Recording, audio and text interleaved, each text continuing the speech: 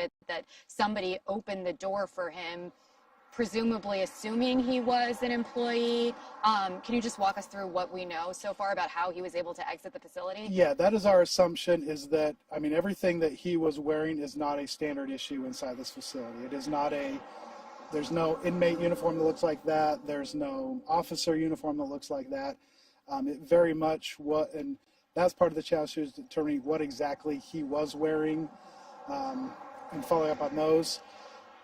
Our understanding is that being he was former law enforcement, he tailored that to look like a law enforcement officer. We do have, with this being part of, facility, we do have law enforcement that comes in and out on a fairly regular basis. And that is our assumption, that he did that to try and mimic a law enforcement officer. As far as the events leading up to that, that's still being looked over and considered and analyzed at this time. And so, but yeah, we believe that was the intent, was to mimic a law enforcement uniform. And can you speak to the employee that opened the door? All I can say at this point is there are a number of investigations and questions being asked just to ascertain exactly what happened. And that's really all I can tell at this point. What's supposed to be the protocol in the case that Priya is talking about?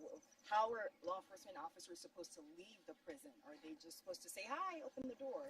I mean, there is supposed to be a verification of who it is. And so, that's one of the things that we're looking into, is where that lapse was, and it's making sure that doesn't happen again. We're not ruling out anything at this point. That's part of that investigation, and making sure that we have all those questions answered. Any indication that he's had help since getting out? Again, we're looking into that as well. We have nothing we can't comment on that at this time. Can you talk sorry. Layers of security that would have had to breach to get out of the prison. Was it one lapse or multiple failures? That's part of what we're looking into as well. We have a pretty good idea of the route that he took and kind of some of those circumstances. But part of that investigation is looking into exactly what happened during that time frame and what, if any, lapses happened. Have there been any? Have there been any credible sightings in the last 24 hours? None to my knowledge. Just a lot. We had a lot of tips, but none of those have come to fruition at this point. Based on the information that we have and the experience of our teams, they feel fairly confident that he is still fairly close to this region. We're not going to rule anything out at this point, obviously, because all it takes is one vehicle to hop in and you can be anywhere. But as of this time, they feel very confident he is still in the area. Do you feel like you have a good perimeter set up that if he were to try to escape this area, that he could be caught? Sure. We're always adjusting that and seeing if we need to. It has expanded over the last 72 hours, but with all the resources and the different agencies that we have, they feel confident that the perimeter we have right now is wide enough to make sure that we can try and track him down. Can you expand on what you just said about the search area expanding? What does that actually mean? Just obviously, as time goes on and somebody's on foot, they can cover a lot more ground. And so just making sure, looking at possible, roads, possible, following streams, following whatever maneuvers people would take, just trying to guess and ascertain, how far somebody could travel in a certain amount of time, and just making sure that we're covering that amount of distance and that he's not slipping by. And can you? Nearby states? Sorry. No. I can't speak to how many, but I know we have been in contact with neighboring states, as we normally do in these situations. Obviously, the proximity to Missouri, and his knowledge, and he grew up close to the Missouri border, so obviously that is a priority as well. Can you talk about the timeline? How quickly were you guys able to detect that he had left the facility? That's still something we're looking into as well. From our best estimate, it was less than 30 minutes before we knew that he was gone. And are you in contact with his family members? Is there any evidence that he could potentially be trying to communicate with them or go back there? They have been notified, and law enforcement in that area knows that is a high priority. And from what we understand, they are being closely monitored. What can you tell us about his time as an inmate? Was he well behaved? I mean, it's hard to define what is, we've been asked what is a model inmate, and it's hard to define that. All I can say, if you look at his record, he had no major disciplinary actions. He had people on the inside that he had a job, and there were no serious issues that would cause a concern outside of him just being an inmate. You talked about the terrain and the weather, but can you also just expand a little bit on his background as a law enforcement officer and a corrections officer, if I'm not mistaken, and how that presents a unique set of challenges in this manhunt? Sure. I mean, obviously, if you have a law enforcement background, you've had specialized training, you've had a familiarity of the tactics that are going to be used. He's not necessarily from this area, but he did grow up in Northwest Arkansas, which has some terrain similar to this. There's a lot of caves around here. There's a lot of hills, and so understanding that he may have that sort of familiarity provides a challenge. What kind of threat does he pose to people in this area and law enforcement searching for him? I mean, it's hard to tell. It's obviously the reason he was in prison is he has a violent background, and so at this point we don't want to take any chances. Anyone who escapes, we have to assume to be dangerous, to be assumed, don't approach them, and so at this point, that is how we're approaching this. Hey, can you describe kind of the area you're looking? Are there cabins? What kind of caves? What does the area look like? There's anyone who knows this area, there's everything. There's caves, there's barns, there's abandoned cars, there's abandoned sheds, there's residences.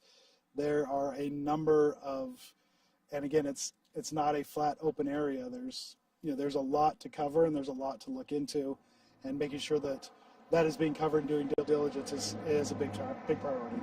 Any changes to the alerts sent out to the schools and the community at large here? Not at this time that I'm aware of.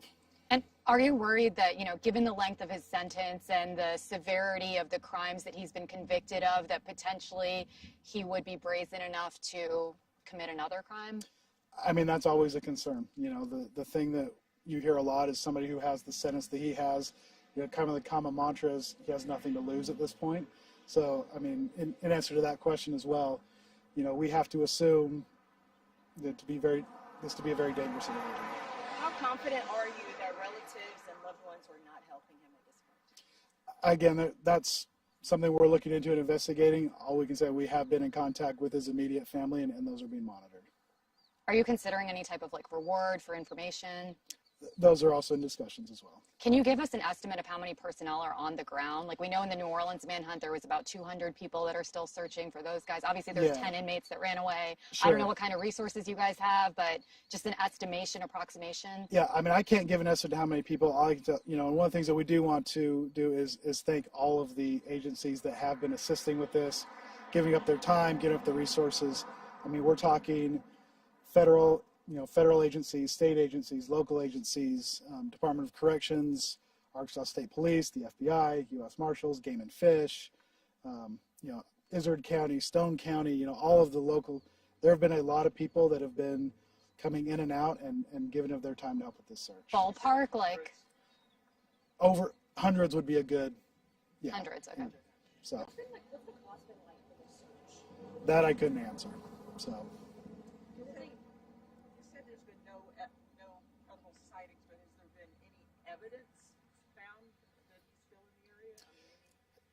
No, there have been a lot of tips and leads that we've looked into, but nothing super credible at this point. There was a surveillance photo released that the timestamp had 2:58, and you guys released that he was released at, or he escaped at 3:40. Can you explain this variant? Yeah, I mean, just the initial reports we received was around 3:40.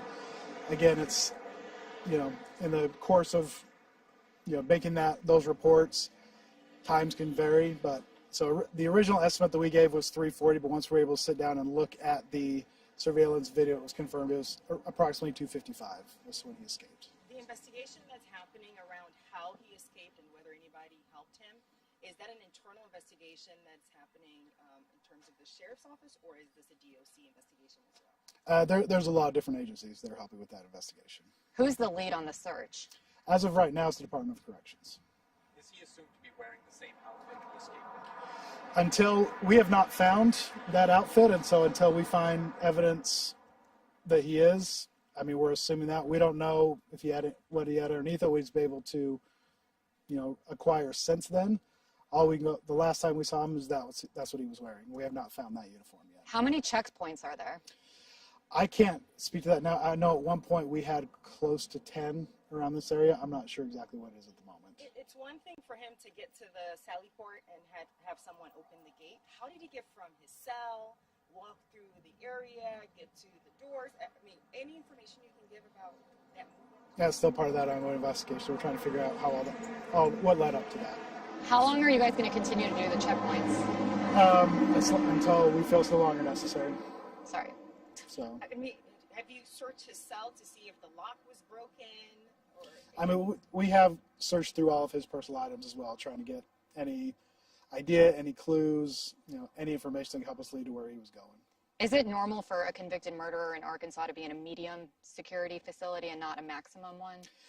All that goes to when somebody enters the department system, they're given, their classification and their initial assessment, and based on what he was assessed is the reason he was sent here. There are parts of North Central that do have a maximum area, but the prison itself is labeled as a medium security. How are we sure that the uniform he was wearing was homemade if you guys don't have it in your possession? Just again, because there's nothing inside the facility that looks like that. It had to have been either homemade or brought in somehow, or again, once we know exactly what it is that he was wearing, that will help us ascertain that as well. We have surveillance videos all around the unit, and that's part of the internal investigation that we're looking into right now. What his movements were like prior to going to the Sally port? We have a fairly good idea, yes. What was the last video you have of him? The last video we have is the surveillance video of him leaving the facility. Has anyone been Is that it's going to be released to us? I mean, probably once the investigation's done. Has anyone been suspended as part of this investigation at the jail? Not that I'm aware of. Have there been any security concerns prior to this jailbreak? I mean, again, not to compare it to New Orleans, but the sheriff down there had a lot of issues with defective locks and not enough staffing. Is the staffing in there adequate? Had there been any prior concerns or issues? None that I know of. As of our last report, North Central only had 3 security vacancies, and this typically tends to be one of our most populated facilities as far as officers. When was your last escape here at This this facility? facility, I am not 100% sure. The last one I know in the department was the Samuel Hartman back in, I believe, 2021. Without giving away the secrets, can you talk more about how you've had to switch up the way you search for him because he knows the tricks of the trade? Yeah, I mean, I don't know a lot of the details about how we've been doing that. All I know is we have some very experienced people that's, there's constant briefings throughout the day talking about, what's working, what's not working, where should we check. All I can speak, there have been a lot of different varieties and a lot of different resources used to try and help with this search. And you're getting tips from all over the state? Does that include All- crimes that committed in North Central? All over the state, yes, sir. And as this search stretches into multiple days, are you still working around the clock, or are they? No, we're still working around the clock. We're working on shifts that are coming in, and I mean it'll be around the clock until further notice. Any final comments on just what appears to be a failure here? I mean, it's something that we hope never happens again, and that's part of what we want to make sure is that we're reviewing what did happen and making those adjustments never happen again. Again, our biggest is we just want to thank all of the local law enforcement that is helping with this search, understanding that they're putting their resources, their people at risk to help bring this, and we're hoping this comes to a quick and peaceful conclusion. Has DOC failed the public and the victims in this case? I can't answer that at this point.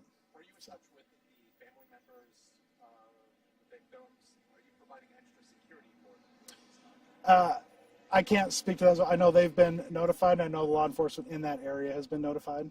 And so I haven't been out there, so I don't really know exactly what they're doing, but they have been notified. We spoke to some of the public here. They're not scared. Can you talk about the hardness of the people here and maybe give a word of caution? I mean, credit to them. Those of you that are from Arkansas know how Arkansans are. I think the people around here they've been great. They've been sharing a lot of tips. They have really kind of helped, been on the lookout.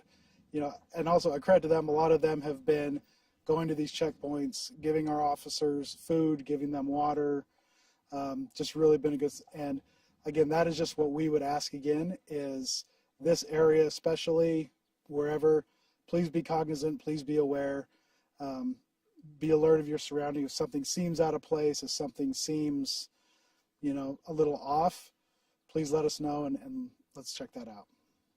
So. And the federal agencies, you said they're cooperating with state and local. Does that include the FBI? Yes, sir. So, all right. Thank you. Appreciate it, Alexa. I wish there was more updates I could give you. Hopefully soon. Thank you.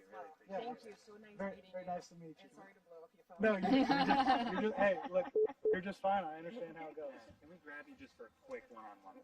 That'd be great. We'd love to grab you afterwards. Can we do Are updates going to go out? Are you going to be like putting them out as press releases, I'm or sorry? how are you going to be getting Wait, I should updates ask out? We'll be sending out press releases. Okay. So I have your email. Right. Yeah. No, I know, but I'm just Yeah. trying to think what's our top priority. Yeah. Who did it? Has he taken down drinks? It Yeah. seems like you guys don't want to hear said. Okay. I would ask him what you want. Yes. Good job. How do you feel? Are you frazzled or? I think you did great. Yeah, this is like so helpful. Even though it feels like you didn't really say anything new, like to us, you know, especially like for us national folks, we didn't get here until a few days later. So we were like relying on everyone, which was so fantastic that they were able to get those interviews with you. But just to even have, you know, a sense to give the public that you guys are still actively on the hunt for him, you know? So I think that's like important. So we appreciate it. Yeah. I know, and I think you're right. Like we were just talking to a lot of folks that live around here, and they were like up in the subway baking bread for all the people. And I think obviously